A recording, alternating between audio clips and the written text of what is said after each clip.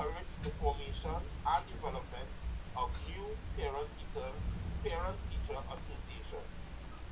G. To collect and disseminate such information and techniques as we give guidance and direction to member units with a view to increasing their capacity for services and to assisting them in the use of the best parent-teacher association practices. H. To keep the public and all member units abreast of modern methods of education and to have them informed on matters. I. To encourage closer relationships among parent-teacher association by means of conferences, group projects, and participation in matters of mutual interest and concern.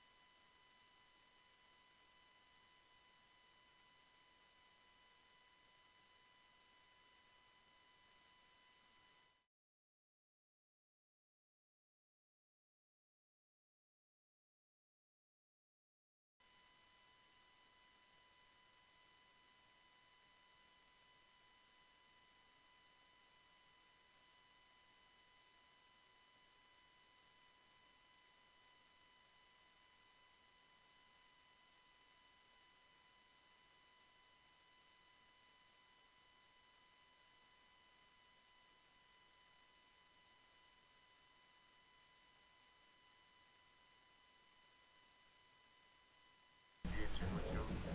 Good evening to the acting president, Mr. Clarence Mendoza, to our resident principals, Mr. Noel, Miss Tony, Mr. Bipot, to other principals, to Michelle, who would have joined us now on the editorial committee, and all the editorial committee members, that it is indeed a pleasure working with you, and I hope that we can continue to work in the best interest of the children of Trinidad today.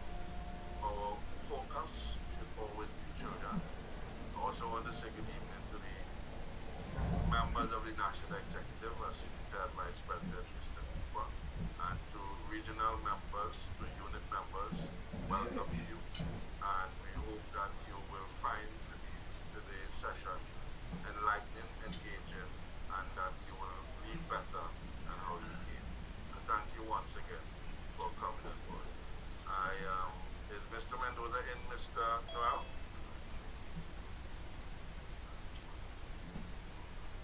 No, Mr. Strand, I'm not seeing him. Alright, so we will just allow for some opening comments. I think I see Mr. Beacon with us. Um, so, Mr. Noel, as usual, will ask for your opening comments. And then Mr. Cooper, then Mr. Beacon. I don't know if Miss Tony is with us as well.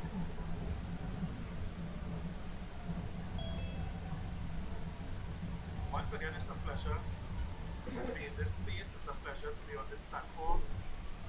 I'm in full recognition of the catalyst that this movement can be for education in Trinidad and Tobago. I am trusted that persons who are frequent here have recognized that every hot button issue that has come across the sphere of education was discussed here. You all will recognize that we have been in the lead with every issue in education thus far, and with the semi-reopening of the country tomorrow, in some small measure, the issue of students going back out to school in January will become a hot topic item. There's some information, I don't know if Mr. Strand has seen it as yet, but I got some information just a while ago. And I would want to speak to it. I would want to give Mr. Strand the opportunity to place it in the public domain where this field is concerned, to get what persons would say and what persons would think when you put the reopening of school in January into the mix. a lively, robust meeting this afternoon. I hope that everyone gets an opportunity to share their views quickly. Thank you very much, Mr. Noel. Mr. Cooper, I want to acknowledge Ms. Mayers, the acting first vice national. Yes, sir. Good evening, one and all, and of course, welcome to this wonderful platform that I really look forward to be part of. Audience, encourage this discussion, doing this children, as Mr. Noel said. Continue to have very interesting and pertinent topics where education is concerned.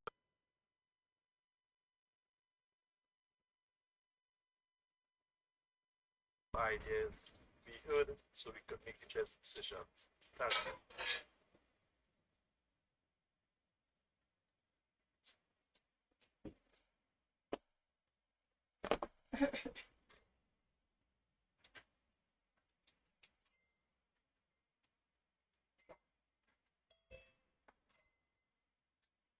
Mr. Cooper?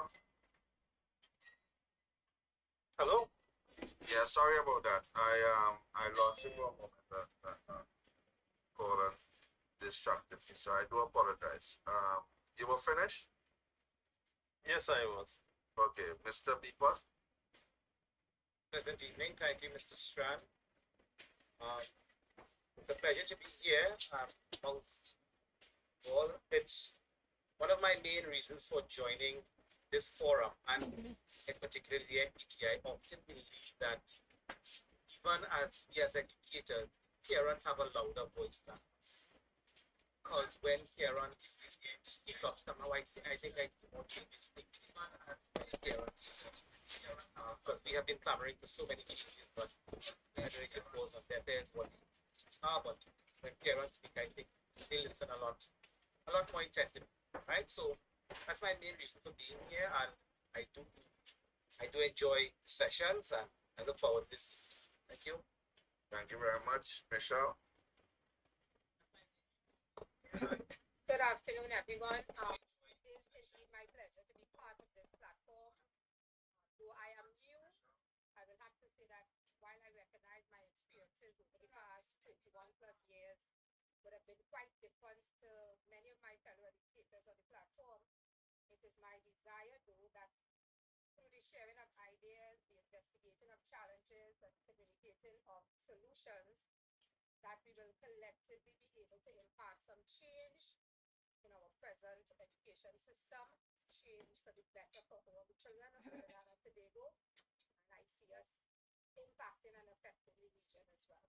Thank you. Thank you very much, Michelle. Dr. Green?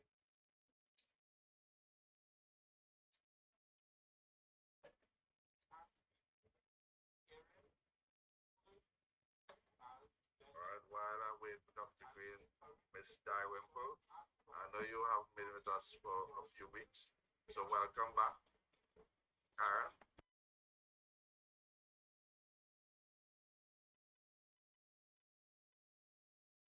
While, but I believe my purpose for being here, and that's what we're thinking about, is for us to ventilate some of our challenges, share some of our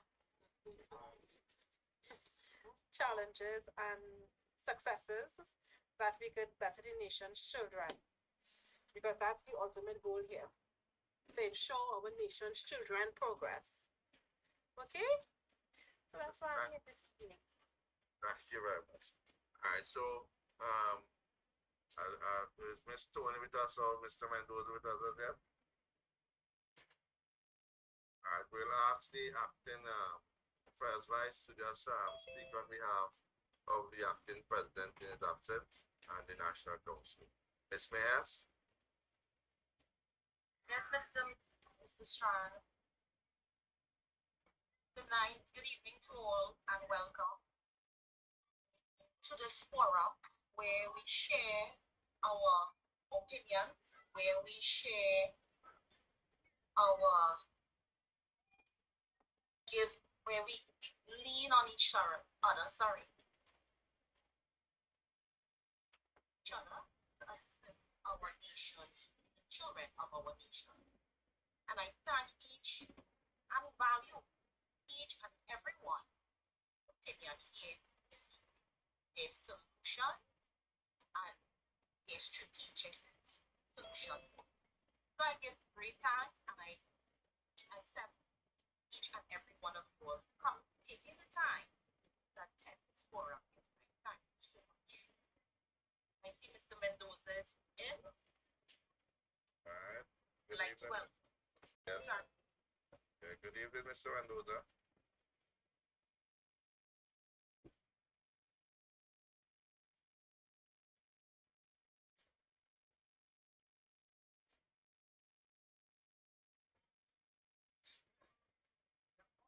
Mr. Mendoza in? Yes, Mr. Strand, a slight headache, but I'm here. Okay. Your opening remarks.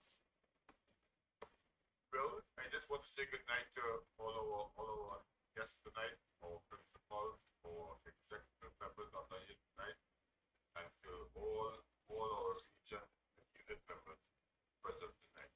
And I hope we do have another fruitful engagement Mr. Strand and our guests. We have a pleasant night and this. All right, thank you very much. So again, I want to start by stating that the National Council, and we read the objectives every session we have, and the importance of us understanding our role and why we're here. And I cannot overemphasize the importance of our commitment to our children or to the children of Trinidad and Tobago. We must always bear in mind that whatever we do, it should be for the children. We should remove self whenever we get the opportunity to, and to put the children at the center of the discussion at all times. In saying that, I sometimes disheartened when so many decisions are being made and we are not hearing throughout the country that are suffering without connectivity, without devices. Let us look at even our 30%. Are we reaching them the way we should be reaching them? And so once we would have established those narratives, I think we'll be in a better place to assist because we would not see ourselves but see others. So I want to start off this evening by going back to a point that was made last week, and we wanted to continue it, but time ran out on us. The whole issue of our primary school system and our standard 4 and 5, and sometimes the challenges that we face or our teachers face when it comes to getting children ready for standard for the SCA exam, and what could be done differently to have our schools or our students more prepared. So when the standard 4 and 5 teachers get those students, the workload, the commitment that is needed at that time sometimes is overwhelming to some teachers. And so I want to ask questions this evening, and the floor will be open shortly for comments and for discussion on the topic, because too often I'm hearing teachers complaining that it is so difficult. I want to continue 4 and 5, but the students that I'm getting, I'm not sure that they are prepared adequately from 1 and 2 or even from first year, because sometimes it's standard 3. They're not able to read, they're not able to write, and so how do we bridge that gap? What do we do? I know Mr. Noel and Mr. Beapot would have touched on it, but there's still an issue where teachers are complaining, and I know we spoke of parental involvement, but I want to ask you again, how do we treat with that in the midst of teachers complaining and we know that there are many challenges within our primary school system with that? So I open the floor first to the principals and teachers to make their comments on that matter, and then we open the floor for other suggestions and questions to the floor principals.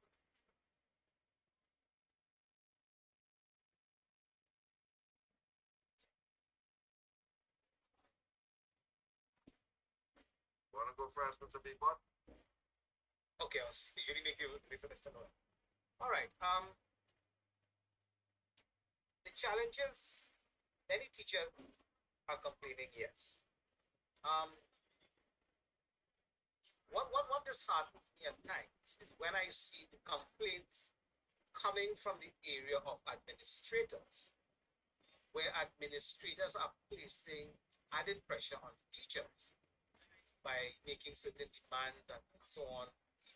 And even I would dare say sometimes even our employer asking us to monitor on teachers. I mean, I was attended a webinar recently where comments were made about if you are doing supervision of teachers, one of the critiques was if the teachers less what's going on and the fish ban pass, to make a comment on that. We have no control over these issues.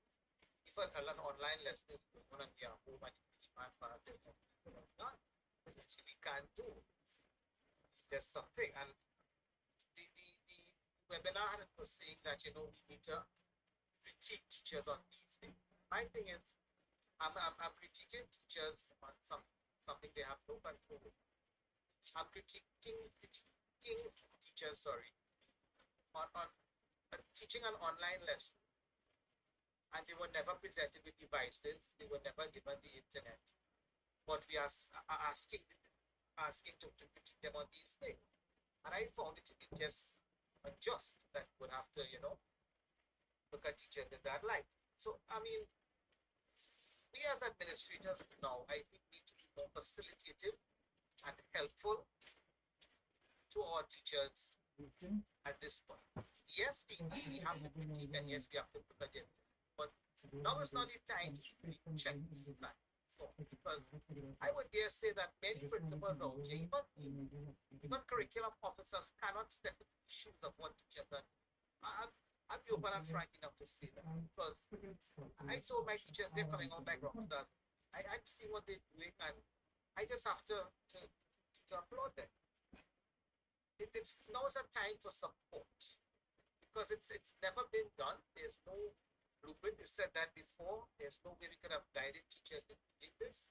So now is the time for me as a principal to learn from them as well as try to guide them in what little way I can. Fortunately, I do have a good background in IT and I was able to support my staff there, right? But not all principals have it, and because of that, you find sometimes that principals probably, I guess, would have had to relinquish a lot of their authority because of their inability to manage the online, the internet, the technology, and you will find some of them coming a bit harsh on teachers. Like, okay, I would say this to you. I mean, a colleague, a teacher from another school asked me the other day that his principal is asking him to apply for a day sometime during the course of the month where he did not have a synchronous session, synchronous meeting days. But she could not remember the day did not have it. So he said, what should I do? I said, well, tell her to check the register and the logbook. Because if you're trying to apply, something like that to the teacher to apply for a day, but you use your resources, you go to your logbook and the teacher's register. I mean, I was being a bit very sarcastic actually there because we have no register and we have no logbook, right? So that's why I'm saying that yes, teachers are trying their best, they're going out there, they're using their devices, they're using their internet. Granted, now a lot of devices are being given to teachers. Way down there among the teachers are getting devices now. But again, we need to be that support. Our employer needs to be more supportive.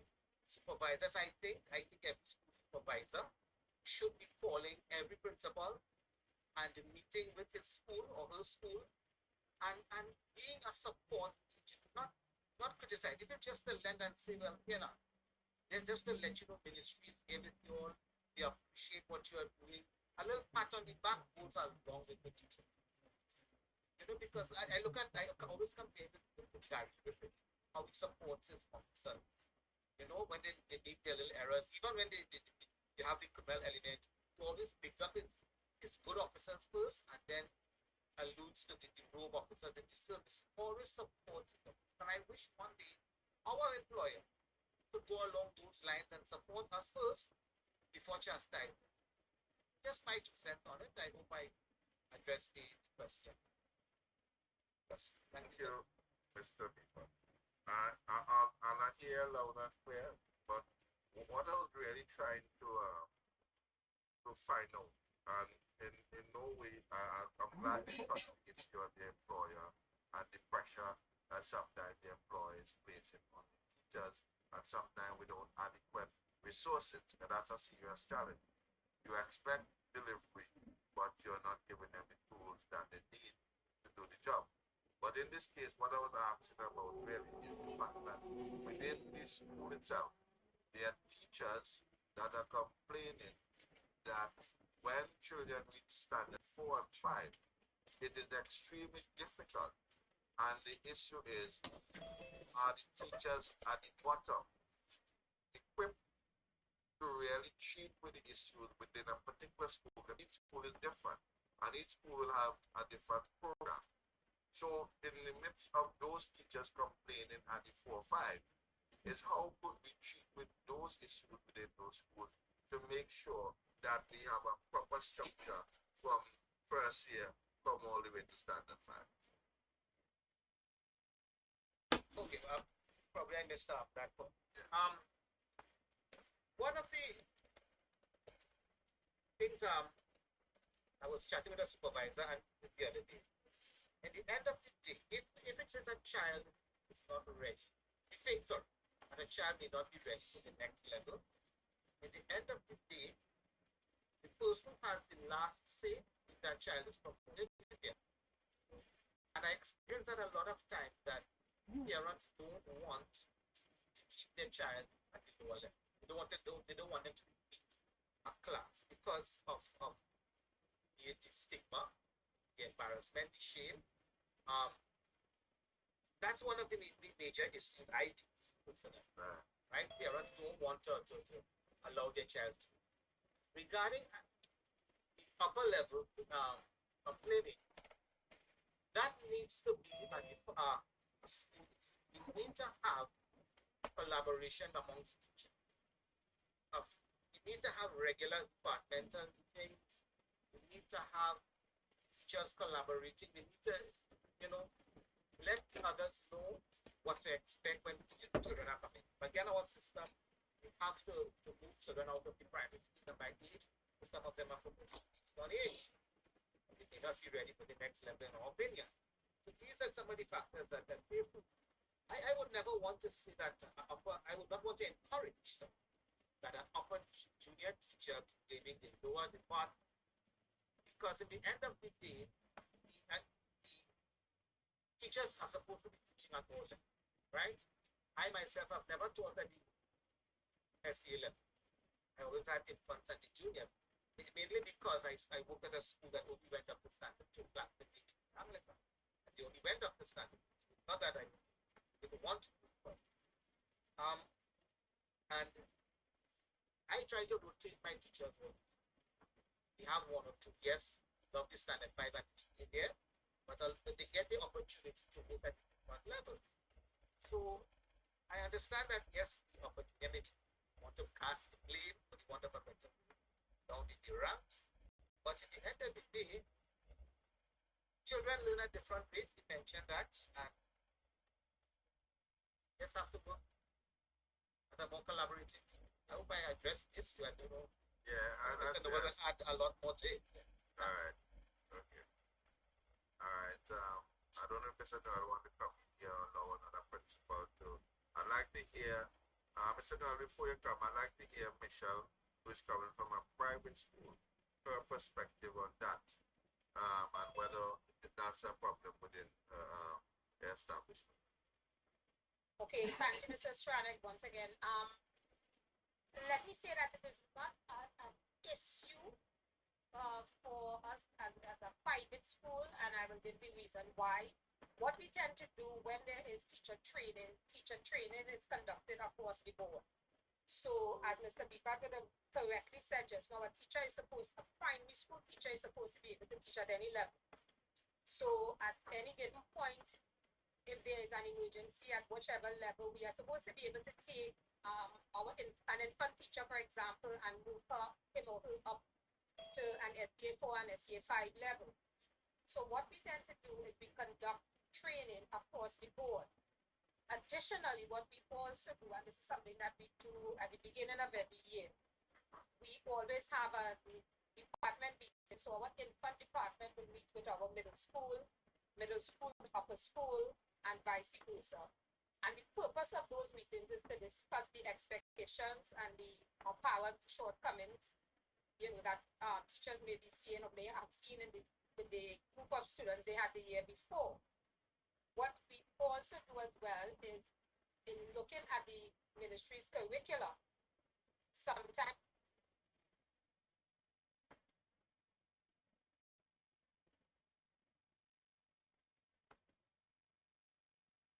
so students do learn at various levels.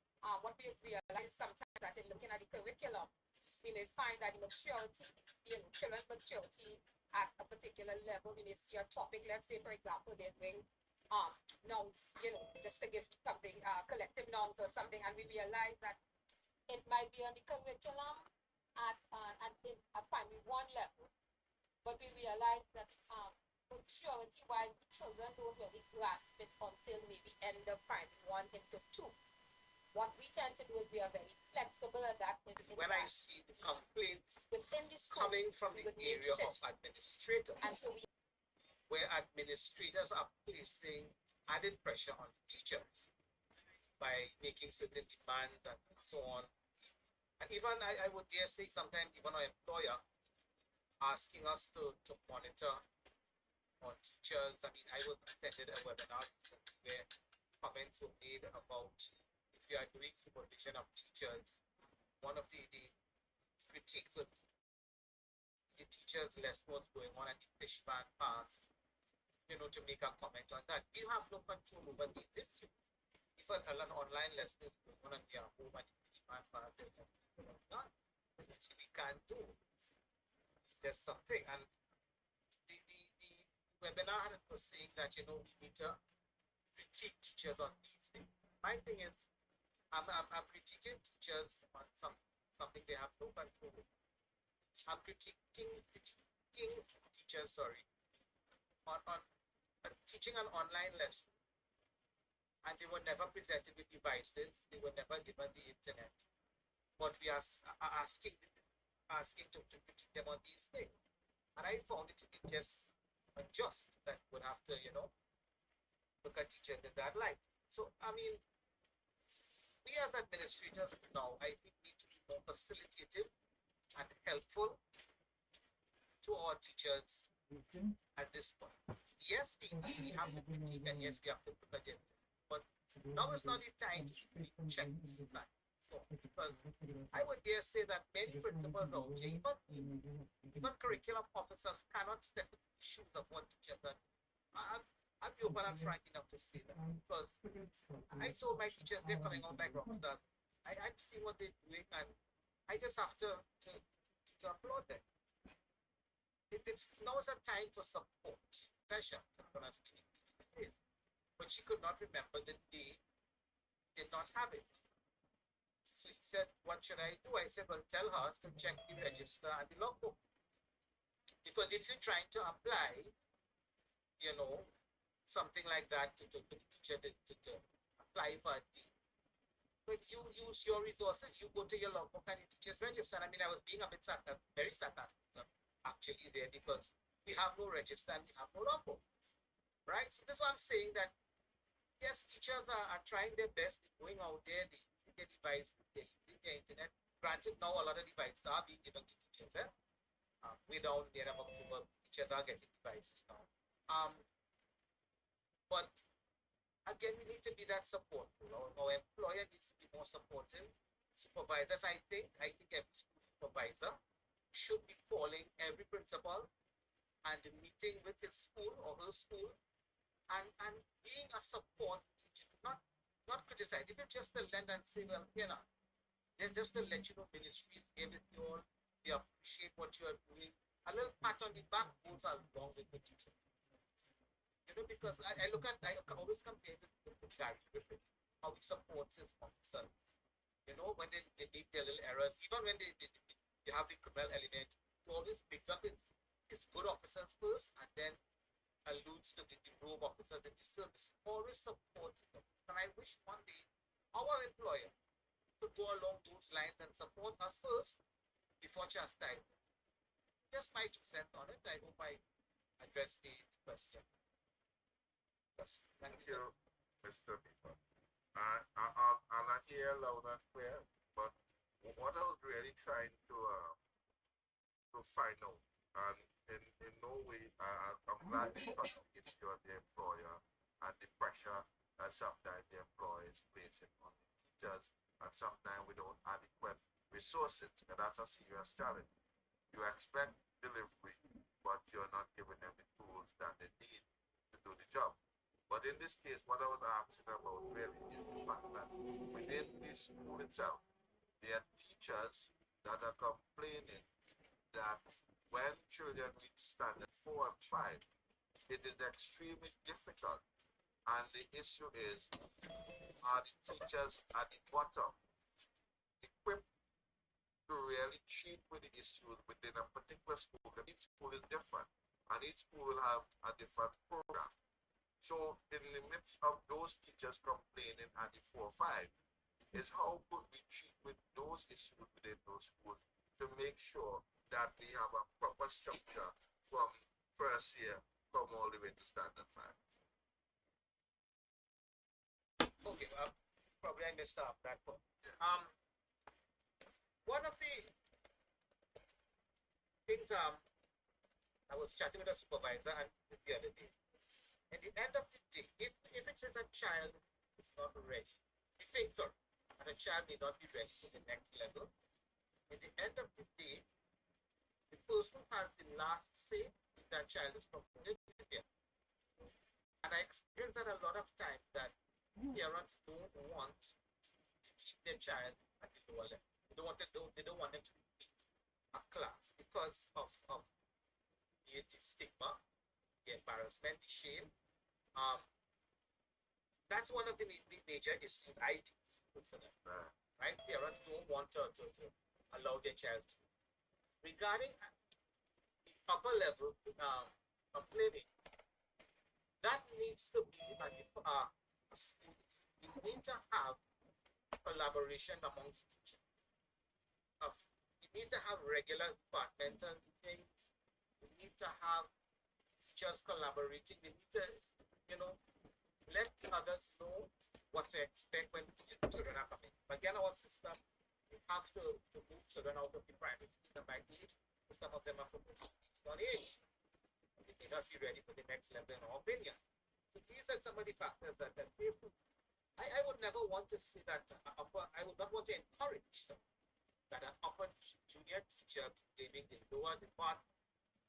Because in the end of the day, the teachers are supposed to be teaching at all levels, right? I myself have never taught at the SEA level. I always had infants and the junior, mainly because I worked at a school that only went up to standard 2 class in Anglican.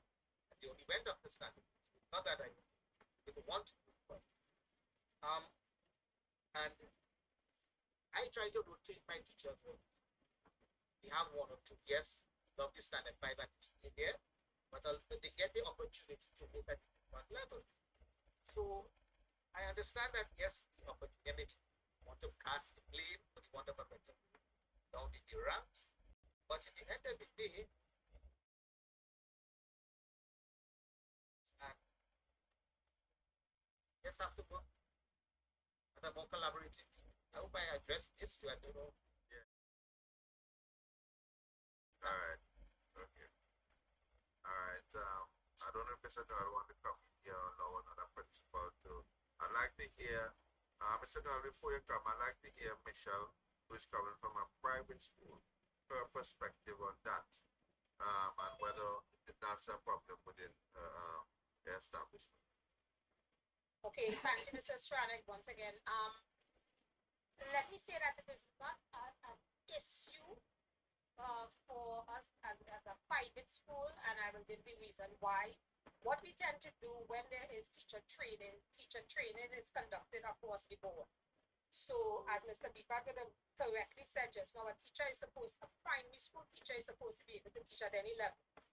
So at any given point, if there is an emergency at whichever level, we are supposed to be able to take an infant teacher, for example, and move him or her up to an SDA 4 and SDA 5 level. So what we tend to do is we conduct training across the board.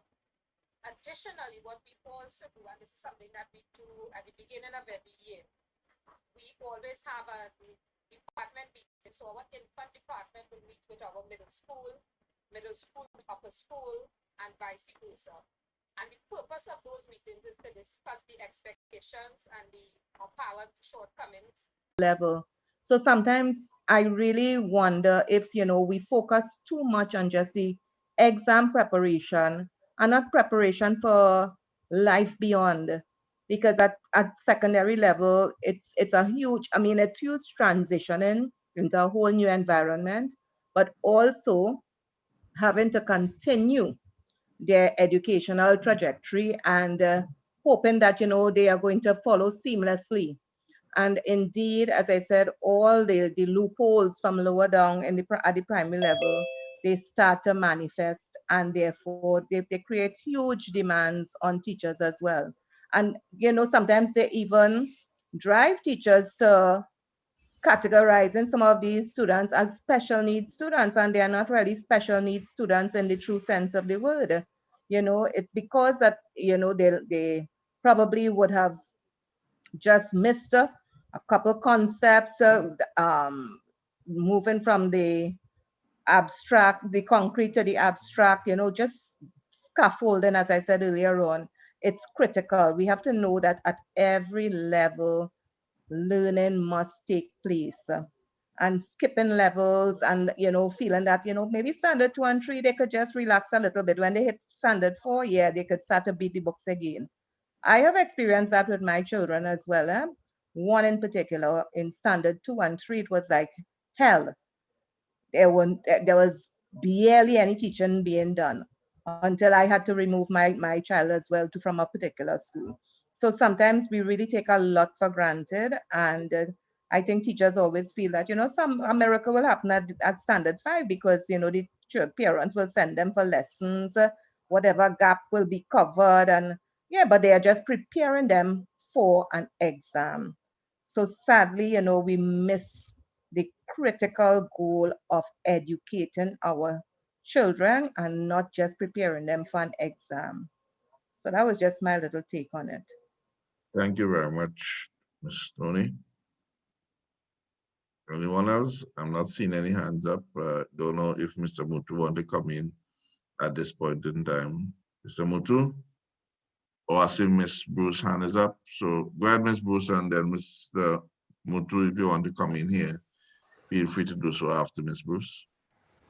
Good night, everyone. All protocol observed. My question is, if a teacher has a certain hours to do work with her students every day, and is not going through that those hours, maybe it's about 3 hours a day.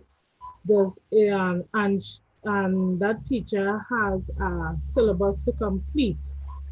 Now that teacher also gives a topic and did not teach about the topic, but give the children them work to do. And when she when she have class with her students, and the children them don't understand the work, and that teacher is like arrogant towards the children them, and the children them is a bit afraid of answering any questions. How should the parents then deal with that situation? That is my question tonight. Thank you very much for your question. Any principal wants to adjust that, pick up that question from the parent? Yes, Mr. Strand. Thank you, Mr. Noel. All right. The question itself is an extremely loaded one. And at the risk of offending Ms. Bruce, it is totally one-sided. in that it is the position of, and I'm not saying whether it is a real account or one that is done to facilitate a case study. However, without speaking to the issue put on the floor directly, because there is so much that is not known, I would strongly advise the parent to make contact with the principal, notify the principal of the situation, and the principal will be able to resolve. Mr. Strand. Yes, Mr. Mutu. Yes, good evening, everyone. Sorry to be a little late. I want to endorse Mr. Noel's response to that. Ms. Bruce, unfortunately, I must say that there are some teachers, minority, but still they exist in our system, both at secondary and primary, who find it necessary sometimes to conduct themselves like that. As Mr. Noel says, we are not sure about the specific case in question, and I'll tell you why I'm saying that. You see, some parts of the syllabus, especially at the secondary school level, I could talk from there, is directed to what we call, independent learning, independent research. So for some of the things, we are allowed to give the children directions and say, listen, go research this, do this piece of homework, or come and present. Doesn't mean that the child will necessarily be doing it totally on his own or her own. Guidance is necessary if there is the case for it. But what I'm saying, unless we have more information on the specific issue, and that's an issue really you need to go into, as Mr. Noel said, to the principal. Now, I also want to say the enlightened principal is not afraid of work. The enlightened principal welcomes parents. I tell my parents all the time, listen, you got to come in school. This is the school phone number. Just call and ask for the principal and tell me whatever you want to tell me. I also tell them sometimes I may disagree with you because you do not have all the facts. But the enlightened principal is not afraid to engage his principal, not afraid to give his teachers directions, his or her, right? Excuse me. Directions, corrections, provide training for the teachers, not afraid to go into a class to perform himself or herself clinical supervision if that is needed. So in the 21st century, there is a lot of transparency that is expected. And Ms. Bruce, you are well advised to take your complaint, your concern to the principal. And remember, and I'm saying this generally, not necessarily to you, Ms. Bruce, remember, as my supervisor, school supervisor would have said many times, more flies are killed with honey than with vinegar. Be respectful, pay attention to communication processes and so on. And by this, you will find that a reception is easier to have. But it brings me to what I wanted to say, and Mr. Strand is why I was waiting a little bit before I jumped in. Right. I like the discussion that we're having this evening because it underlines again, and I know Mr. Noel often speaks about it, I will talk about it from time to time, the home-school relationship. The home-school relationships simply says that the home, the parents, have responsibility and have roles to fill out. The best person who know their child is indeed the parent. And if the teacher knows the child better than the parent, well, then the parent is failing in some way, as of course the speaker before would have indicated. Sometimes we have to forget the parent, but we can't ever do that because the child returns home. What I want to say, and this is what I said earlier, I was listening intently. Our education system in Trinidad, to be kind, is imperfect. There are many, many loopholes. There are many resources that the system is predicated on, but do not exist. secondary schools, we've been buying toilet paper for the schools, selling alupai to buy toilet paper as the schools will be closed down a long time. So many things that are supposed to be provided for us that are not. And even longer than that, since I was teaching, I always try to fill the needs of my students. And each teacher does this. But I am now saying we have to move from doing this in an informal environment to a more structured environment. We have to recognize, and most of us have recognized it, that our students have, especially those in the government schools at the secondary level, many of them have special needs. They also have special needs in the other type of schools, but less so than we do in the secondary schools. What people don't understand too is that this child who is misbehaving, behavioral problems, is a special need.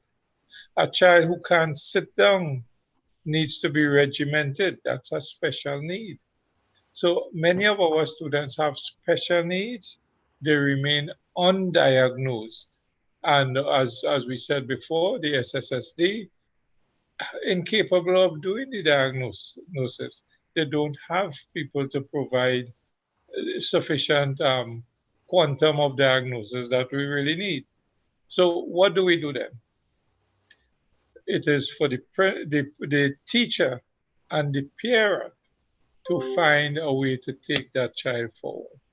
I have started introducing into my school the concept of an individualized learning plan.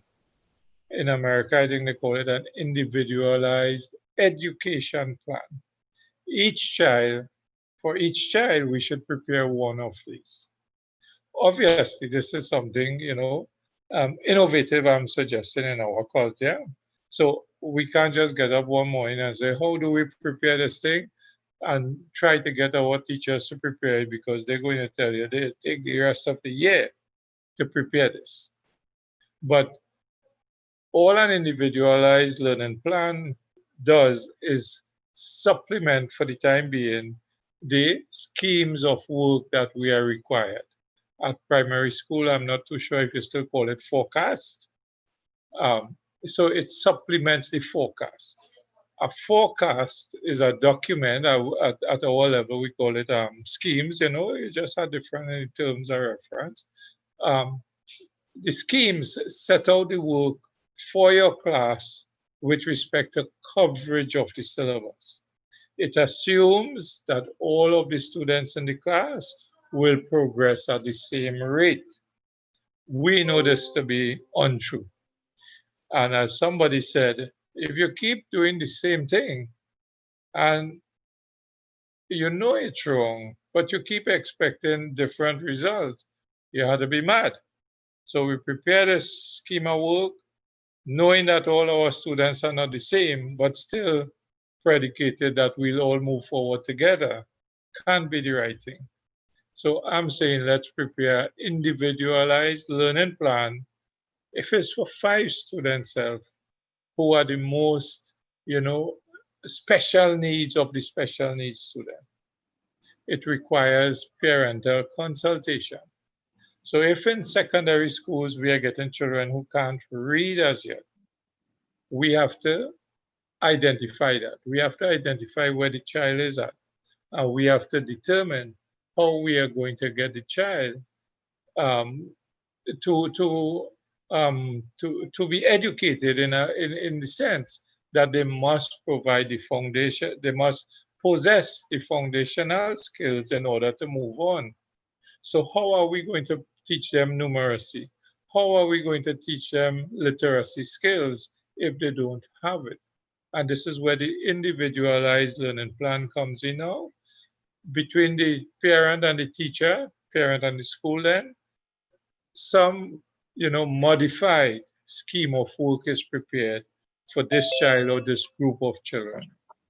And this is what I want to suggest. Of course, I'm no expert in it, so I can't give too much guidance. Just to say, this is the way forward, at least that I am trying to do in my school. We are having a little bit of success, but of course, it's not a mandatory thing, so it is voluntary, and we know how voluntary things go with our teachers in our schools.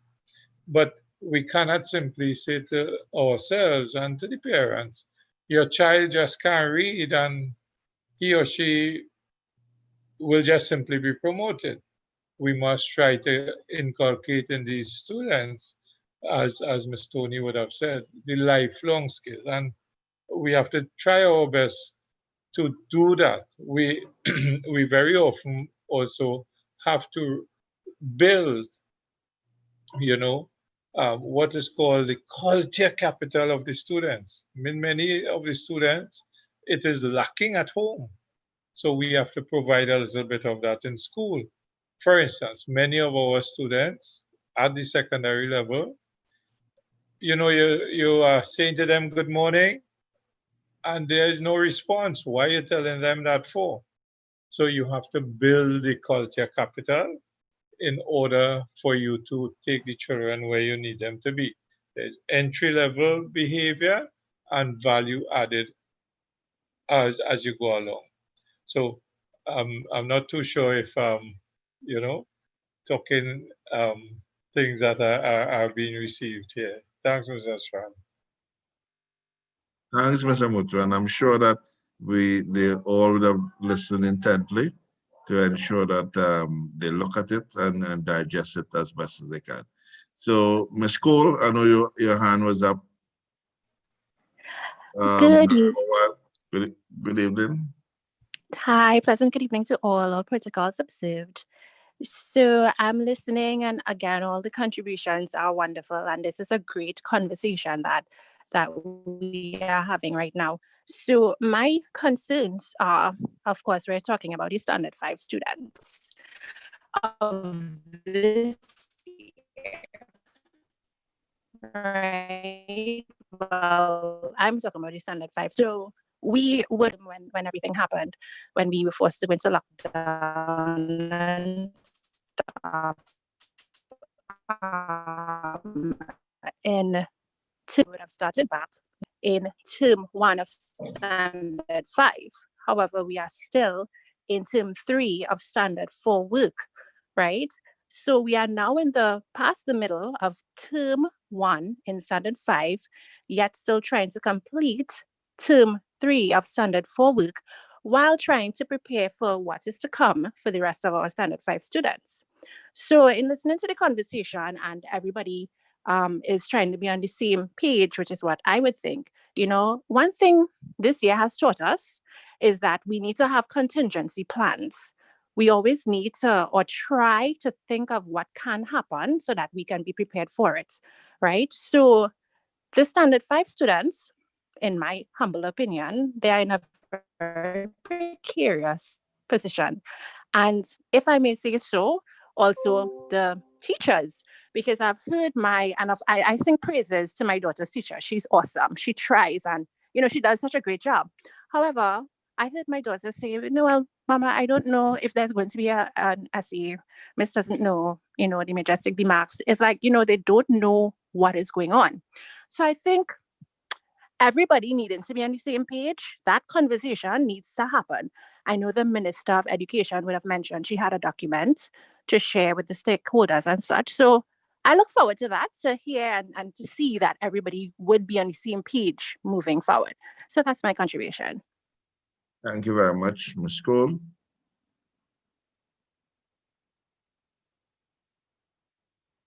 And I just want to add to what Ms. Cole would have said about the change of the curriculum, and I'm hoping that it is sooner rather than later, because every time or every day that goes by and persons are not sure, then it puts pressure on teachers and students and parents. And so I guess from the National Council's point of view is to try and find out, or right or so, to find out exactly when will this happen, so teachers could prepare themselves better, and parents, that pressure that they have every year is an issue. In making that statement that Ms. Cole would have made, I just want to ask this question, if because I've not seen any hands up. is whether at this point in time, as Ms. Tony would have indicated, that we're preparing the children for life and not necessarily for an exam. Should we be looking at adjustment, or should we really continue to teach the children in preparation for secondary and beyond?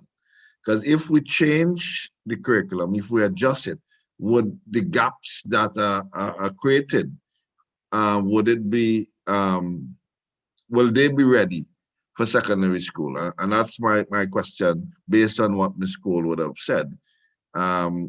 Is it right to make adjustment, or should we continue to teach as is, preparing the children not just for the SCA, but for beyond, for the beyond? I'll ask Ms. Tony first to comment on this point. Or Mr. Beepot, you wanted to? Yes, sir. A couple of years ago, we engaged in something called the Primary Curriculum Rewrite, PCR. And we got a spanking new set of documents for the primary school to use. And the terminology they used was PCR, Primary Curriculum Rewrite. But in truth and in fact, and I think it was alluded to by Mr. Noel some time ago, that was not a curriculum rewrite. It was just a program of work rewrite. Because a curriculum is a lot more than just a printed document. The curriculum starts with 8:30 to 3 o'clock, the 1 hour lunch, from primary to secondary. It's everything. It's every single thing. There's the hidden curriculum. There's a whole lot into it. And I want to dare say that if it is that we want to look at now teaching the whole child and not just preparing for an exam, it would take a whole paradigm shift, a whole societal shift. Because in the end of the day, so I think where it would come down to is a lot of those so-called prestige schools giving up that prestigeness, for the want of a better word. It would mean that we now look more, just say, at zoning them. Because you look at our system is said that where the highest students have first choice of the school that they want. A particular school has that stigma attached that it's a top school, it's a prestige, everybody wants to go there. So that's why we find now, parents want their children to have a choice of a school. So the primary school again is setting up itself now. We have to create this super child that can get. Remember I would have said some time ago, we create the culture of competition now, because when we're recognizing the top SCA performer, that school is put up on a pedestal. They are given national awards. There was a national award last year where schools were invited to and praised by the minister. So you create that culture of competition, because I want to make sure I get that recognition. It's a status thingy. You get where I'm coming from? So I want to say that it would really take a societal shift, which I don't want to say impossible now, but it is going to be very difficult if it is we really want to reckon, say, we have a curriculum that is not just preparing for exams, but teaching that holistic child. Thank you, sir. Thank you, Mr. Beepot. Mrs. Tony? Yes, I from the moment I heard the trend in Mr. Beepot, I know that was going to be the response, because, and you're quite right, Mr. Beepot, because, the society continues to put pressure on the education system, parents particularly, and of course, it's a high-stake exam. They want their child to get into the prestige school. They want them to be among the creme de la creme. So obviously, we are going to be facing pressure, societal pressure, because at the end of the day, when a school doesn't perform up to the standard where they can get 90% of their children going to a first choice school, the pressure is placed on the teacher when the analysis is being done. And of course, they all want to get their kudos at the end of the day. So until we dismantle, the whole philosophy of education, and we recognize that it is the development of the whole child, it's not going to happen. And I think that is that will actually be the genesis of the discussions for the removal of an SEA exam, at least the method in which we are using currently. So yes, Mr. Beepert, you're on point, because that's how the society thinks, but unfortunately, it does not redound to the benefit of the child at the end of the day.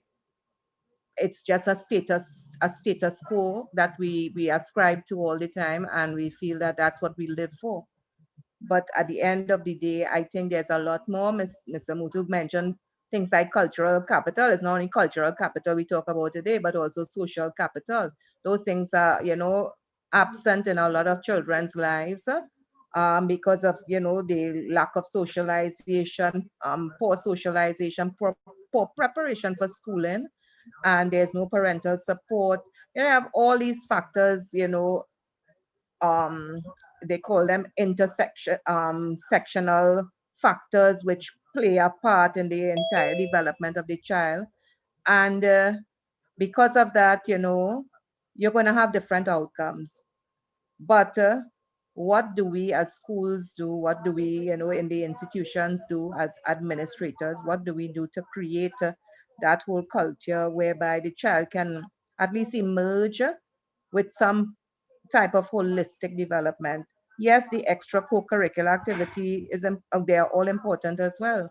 And sadly, when children are doing exams, parents tend to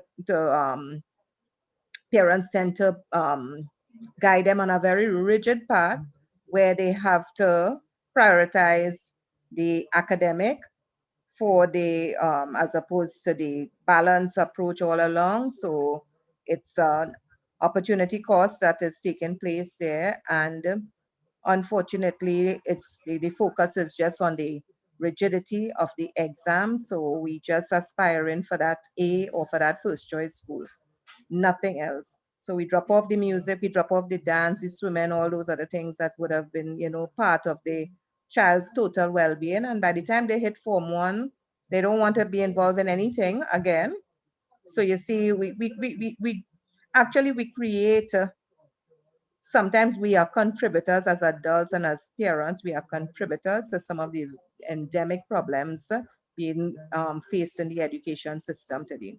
So yes, it calls for a total paradigm shift, and I wouldn't say it's impossible, but that's the maturity of a society. And if we continue to, project the view that we want to be professional, we want to be first world in our thinking, that's the trend of thought we are supposed to be engaging in at this point in time. It can't be just the same old, same old. We really have to move beyond that point now and try to engage in discourses that could really result in improvements, not just quantitatively, but qualitatively. Okay? Thank you, Miss Tony. Before Roger comes, I see your hand is up. I just want to get the perspective on this particular point from Michelle and then Mr. Noel. Michelle, go ahead. Thank you, Mr. Strand.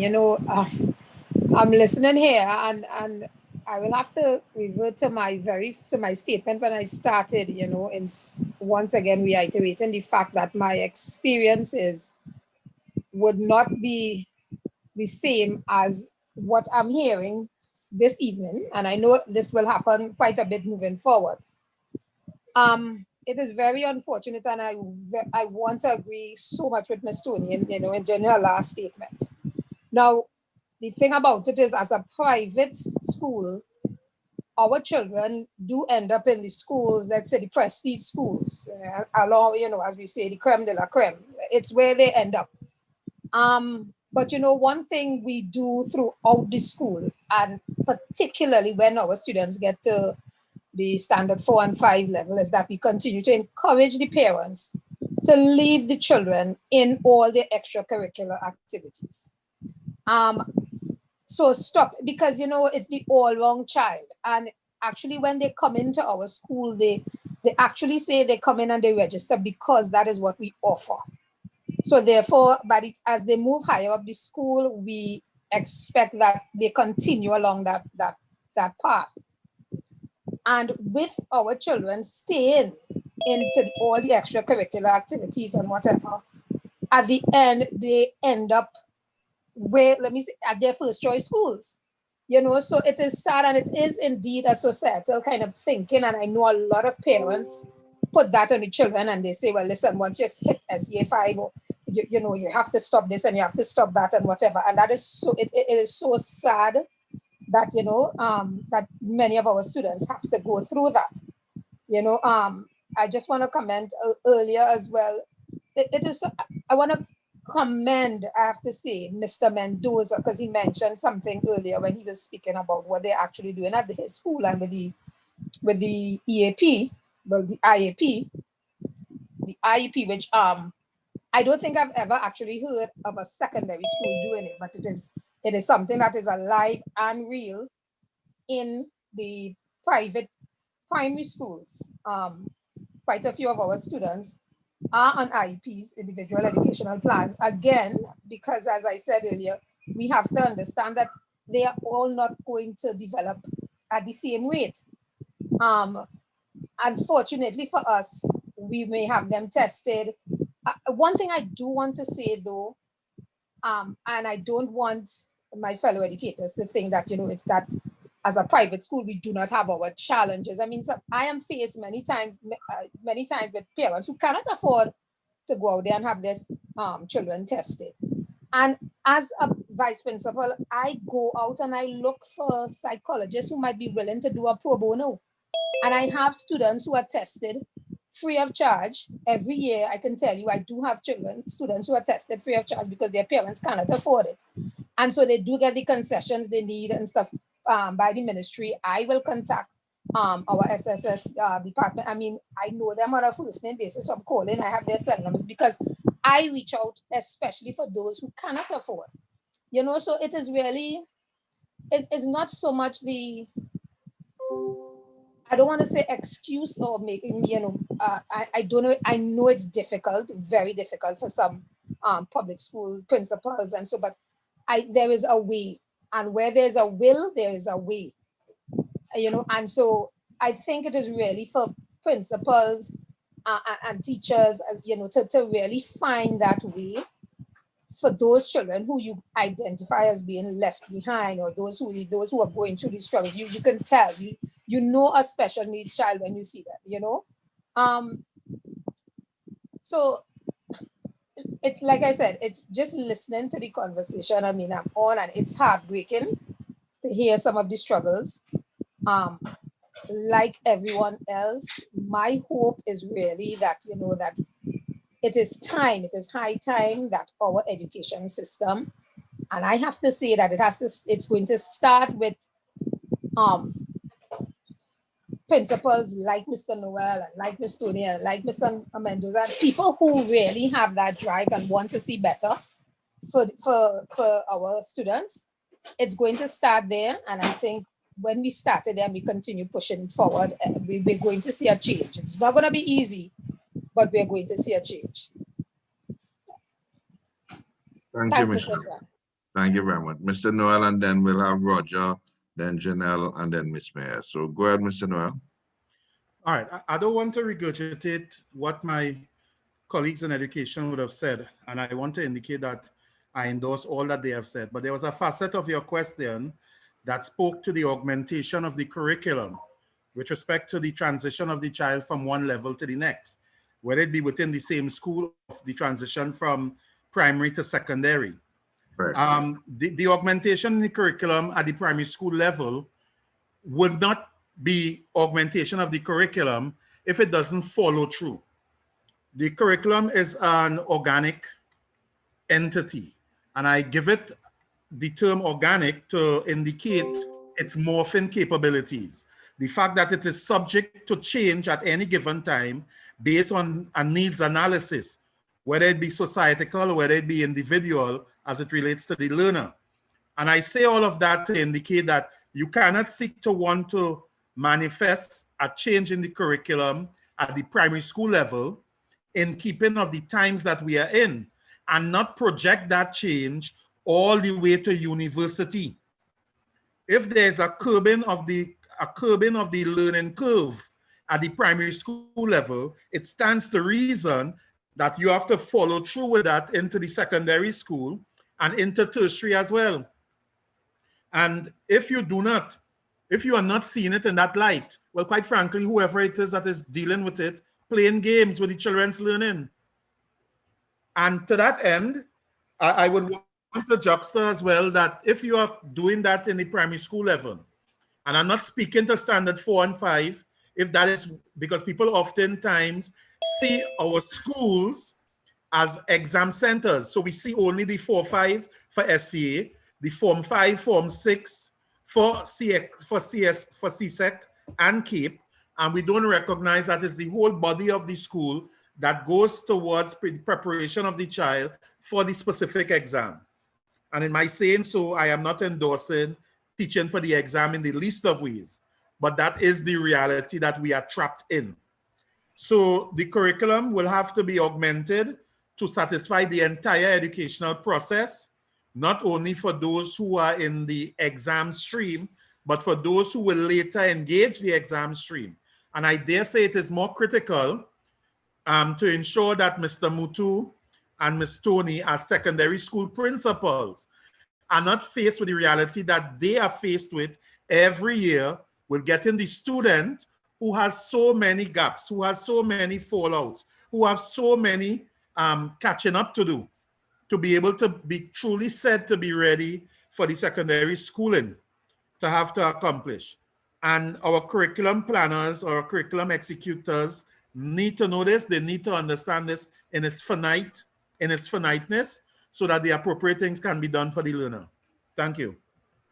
Thank you very much. And I see Miss Tony made a comment there, and I was just thinking about the same thing. And sometimes you see in schools, whether primary or secondary, where the success of the students is only credited to those standard 5 or standard 4-5 teachers or Form 4 and 5 teachers. And we forget those teachers that would have laid the foundation. And so I just want to agree with Ms. Tony in that point, because I was just thinking about that just a few minutes ago. Mr. So thank you. Yes, Mr. Allow me to comment on that position that Ms. Tony has indicated. And Yes. let me say categorically, she's right. Yes. She's right, not only where the theory is concerned, but she's where the practical application is. Yep. However, perception sometimes is stronger than reality. And I dare say sometimes perception is stronger than reality in every situation. I have always been, as I indicated earlier, a SCA teacher. However, or rather to add to that point, in teaching a SCA class, when the class does not do well, it's the SCA teacher fault. True. When the class does well, everybody comes out of the brickwork to indicate, yeah, I had him in standard 1. Yes, I taught him in first year. Yeah, I taught him in standard 3. And I'm quite sure the same thing occurs in the secondary school.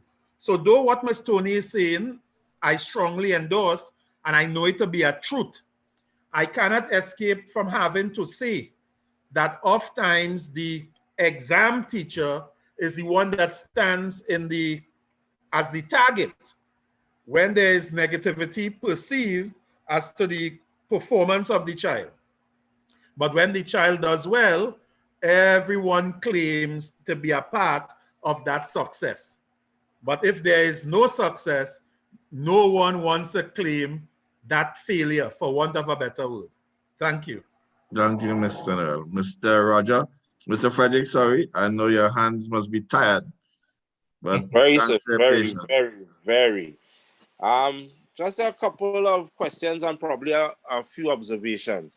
I have noted that Mrs. Mead made mention of the ability of their school to ask a student to repeat when it is necessary.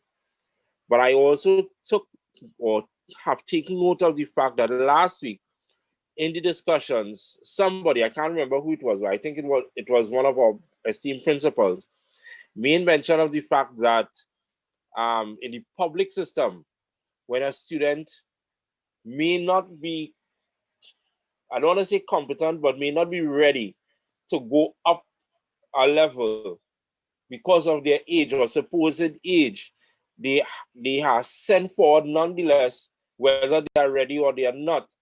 So that means now going forward, if you have 10 students in a class who may not be ready, what you have going forward is that the next teacher up is faced with the problem of these students not having been ready, one, and two, they then apply the same principle, send them forward, so that by the time they reach the SEA class, that teacher is expected to work a miracle to get them ready for an exam, right?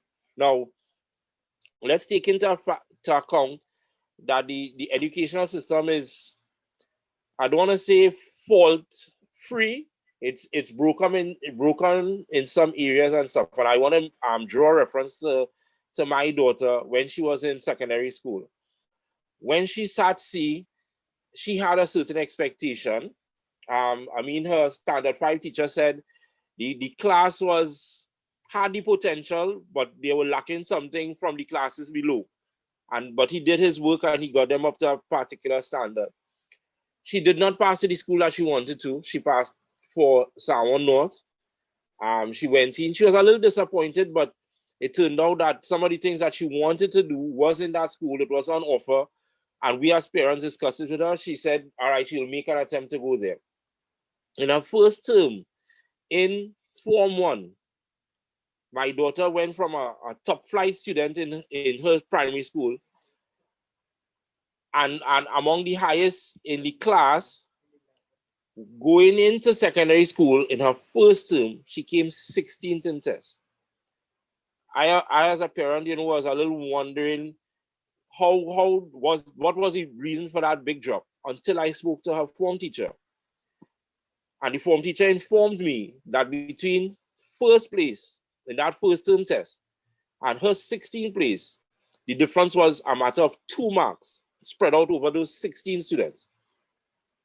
So that said to me that although she did not get the school of her choice, she was in a top flight class nonetheless, and she had to now make the extra effort to be where she wanted to be. And that was the last term she ever came so low in test. That was the last term. But you see, what we have to understand is that, yes, sometimes the education system might put students in places and stuff like that. That does not mean that the child has failed. It just means that they have to recognize where they are and the work that they have to do going forward. Now, based upon that, from the point of a teacher, I used to teach tech box. Because I worked at Serval, ended up with the 30% that everybody is talking about in this forum here. And I would have encountered 16-year-olds, 18-year-olds, 19-year-olds, 20-year-olds who told me the only books that they could have read were Boyo and Kala. And I had now to prepare those same students, get them past that numeracy and literacy problem, give them a skill, and send them out into the world of work. And our exams will change based upon the employer's request. So you see how everything flows, everything flows from one into the other. So I'm asking the educators who are here in the public system, is there any provision within the public school system that allows a student to be held back because they are not ready, despite the fact that we understand that a child may have up until 12 or 13 to sit SEA? And do you think that the post-primary system is a system that should be reintroduced to have a child go past, let's say, an SEA exam, but still yet have the opportunity to go into a secondary school? That's just my comments and questions for the educators that are present today. All right. Thank you, Mr. Frederick. Ms. Tony or Mr. Mutu, you want to take that? Mr. Strand? Yes, go ahead, Mr. Mutu.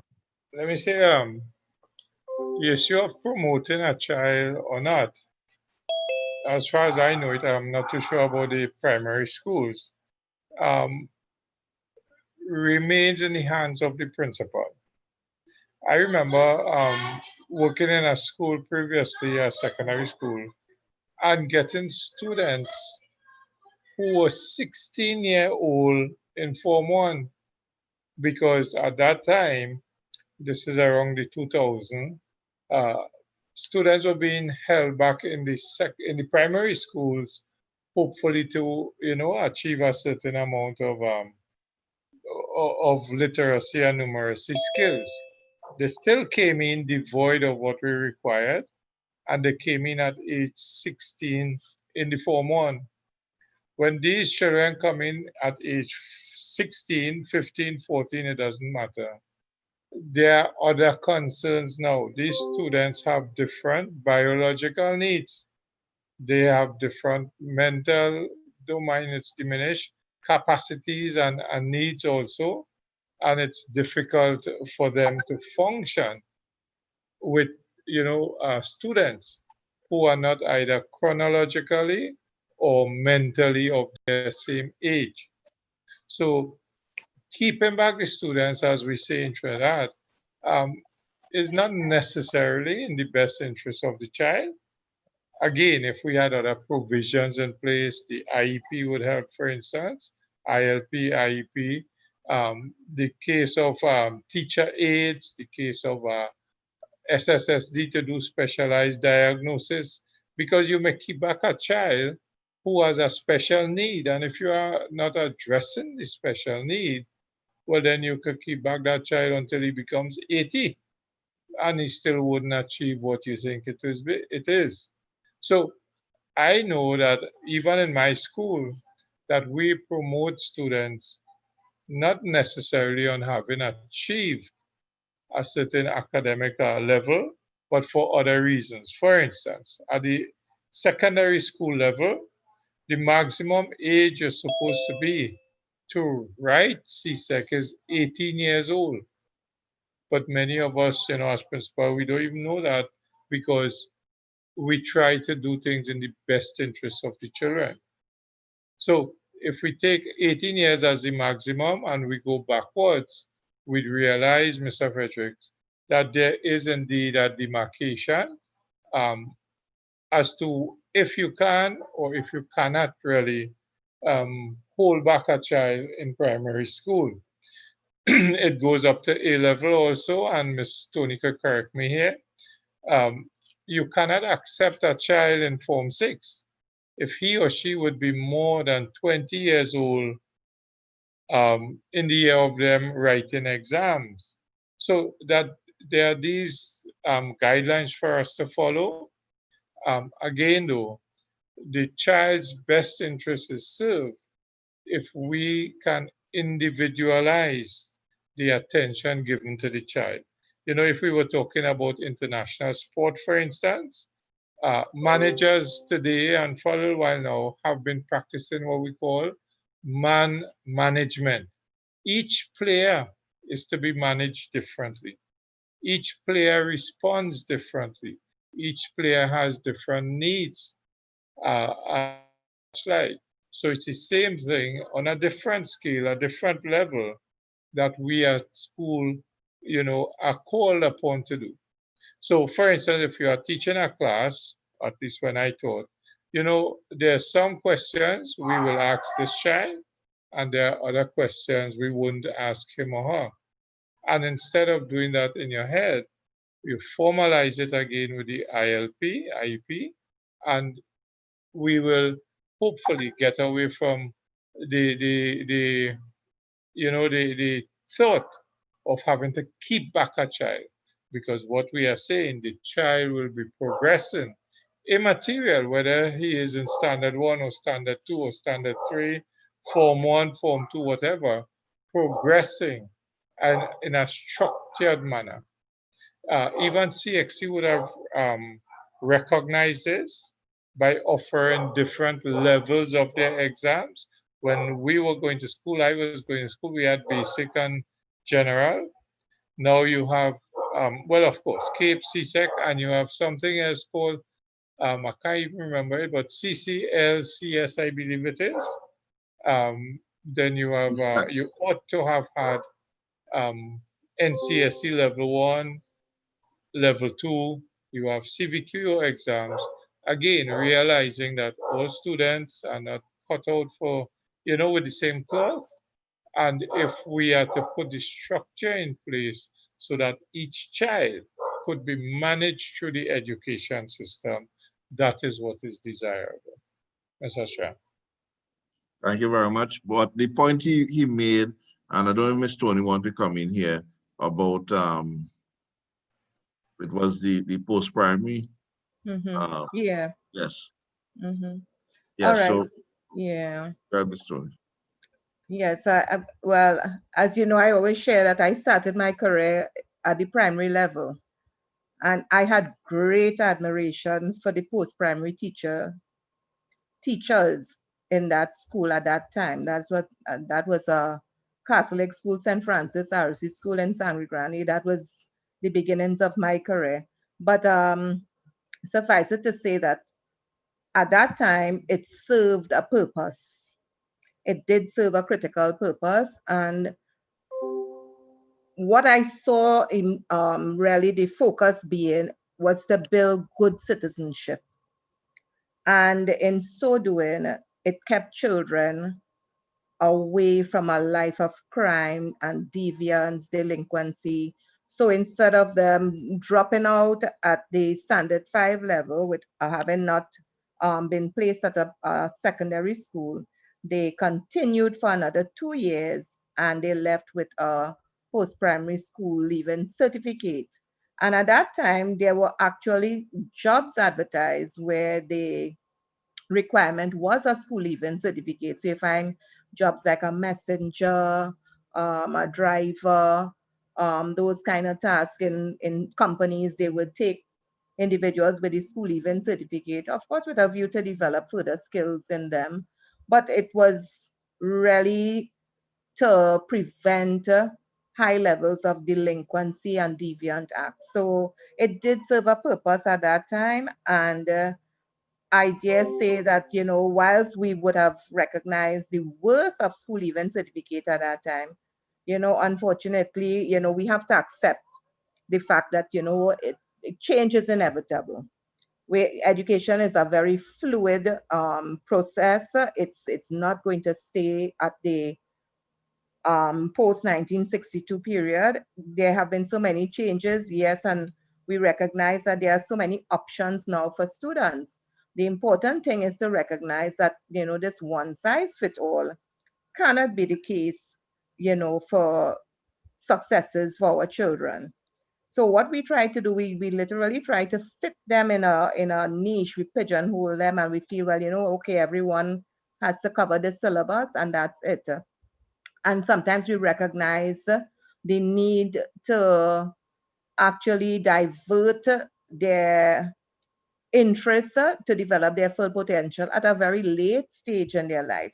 So I think, from as early as probably primary school level, we should be identifying the potential of these children and not trying, because the 30%ers are practically the ones who would do so much better if we had provided for them a different type of curriculum where it's more skills oriented. I love the serval program, and Mr. Frederick, I love the ADP program where they come to realize, to discover themselves, to build that whole, sense of wellness and identity. And then when they recognize their strengths, you guide them into their career path along the skills path. So I think there's so much credit with the serval program. I did a lot of research on it, and it was part of one of my research project when I was doing my master's. But